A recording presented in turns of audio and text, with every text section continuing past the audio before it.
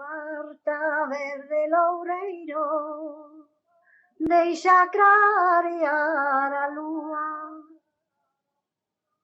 Aparta verde loureiro. Estás na parroquia de Lubre, cuxo centro social está dedicado á figura de María Fernández Sánchez, máis coñecida como Maruxa do Chelo. Maruxa vive entre 1887 e 1980 no lugar da Campiña. Ten 9 fillos e fillas, os que quita adiante traballando as terras e vendendo peixe. Vai á lonxa da Coruña e volve cun paxe na cabeza para vender o xénero polas aldeas. Pero a xornada de Maruxa non remata aí. Polo que realmente é lembrada en Bergondo é pola súa faceta de parteira. Nun momento no que os nacementos tiñan lugar nas casas, coa axuda das súas mans expertas, veñen ao mundo máis de 800 veciños e veciñas destas terras.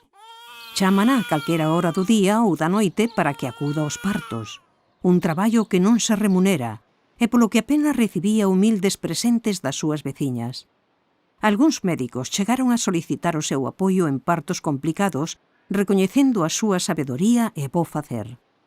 Esta veciña é ademais coñecedora de moitos outros saberes asociados ao corpo, que foron desprazados polas transformacións médicas a pesar do seu valor.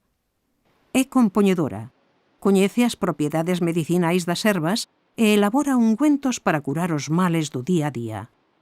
Bergondo en feminino divulga a figura de Maruxa do Chelo polo valor dos seus saberes e o seu bo facer nunha tarefa imprescindible para a vida.